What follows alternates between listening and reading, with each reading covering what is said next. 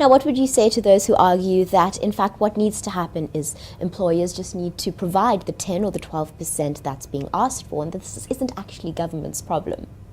Well, the problem in terms of unions in South Africa is multifold. One of the problems may well be relations between the private employers and the workers themselves, and the need for a living wage. That may be one of the problems. But there are other problems, I think, that dominate, that are the real undercurrents behind the extensive strikes that we've seen. And I think first and foremost is the political competition that now exists between different trade union sectors and movements in South Africa.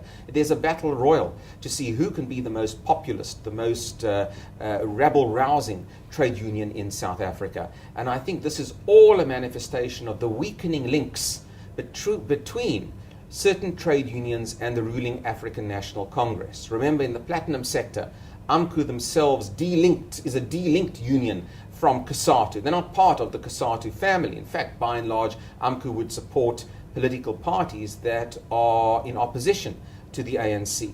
In the metal workers' strike that we see right at the moment, Numsa themselves have broken their historic allegiance with COSATU and the ANC, and are also now part of the opposition trade union alliance with the potential to start their own political party into the future.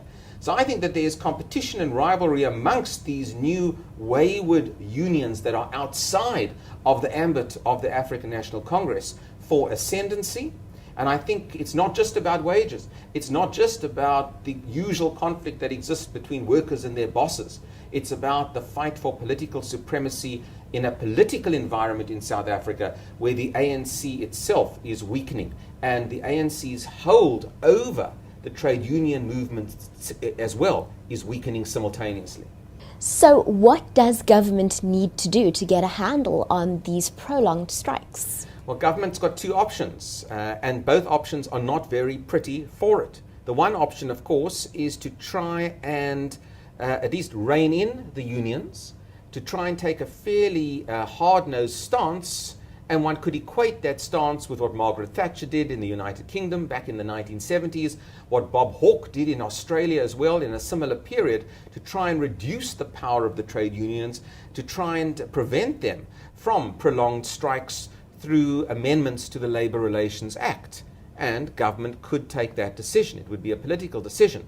The other option for government, of course, is not to act, is in fact to remain out of the current difficult environment in which we find ourselves, because government may well not wish to be seen as acting against the unions for fear of losing even more union support within the broader ANC alliance. So really this is about government having to choose. Do we hold on to the unions, to union members, to the attractiveness of the alliance that we have at the moment to continue our political power? Or in fact, do we take a hard-nosed stance against the unions right now, try and rein them in, bite the bullet if the unions want to really leave the ANC, and then campaign against the ANC? And I think in terms of the two options, I don't think government knows what it wishes to do in terms of the two options. My bet for the moment is that we've seen very little leadership coming out of government on the ongoing strikes in labour, both platinum and of course metal workers now. And I think we've seen government deliberately, by and large, withdraw from being too proactive on these issues, A, because it doesn't quite know what to do, and B, because it is afraid that if indeed it acts in any manner against the unions or reins them in, it will contribute to further loss for the ANC in terms of a strange realignment in politics that we will have over the course of the next few years. And I think government is really trying to play it relatively safe by not imposing itself in the labour relations situation at the moment. The downside is that if you do nothing, you continue in this very debilitating environment in which we find ourselves in.